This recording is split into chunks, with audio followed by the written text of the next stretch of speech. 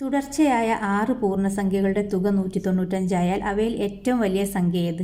തുടർച്ചയായ സംഖ്യയാണ്. അപ്പോൾ നമ്മൾ ഒന്നാമത്തെ സംഖ്യ എക്സ് നിർത്തുക, നമുക്ക് സംഖ്യ അറിയാത്തതുകൊണ്ട്.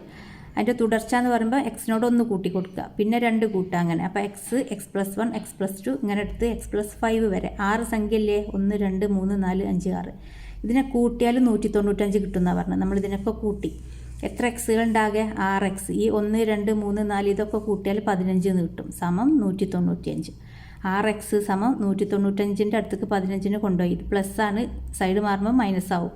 കുറച്ച് കഴിഞ്ഞാൽ 180 എന്ന് കിട്ടി. ഇനി എക്സ് കാണണമെങ്കിൽ 6നെ സൈഡ് മാറ്റുക, 6 ഇൻറ്റു എക്സ് ആണ്. അപ്പോൾ സൈഡ് മാറുമ്പോൾ ബൈ എന്നാവും, സമം 30. എക്സ് നമുക്ക് 30 എന്ന് കിട്ടി. എക്സ് 30 എന്ന് കിട്ടി. അപ്പോൾ x+1 31, 32, 33, 34, 35. ഏറ്റവും വലിയ സംഖ്യ ഏതാ?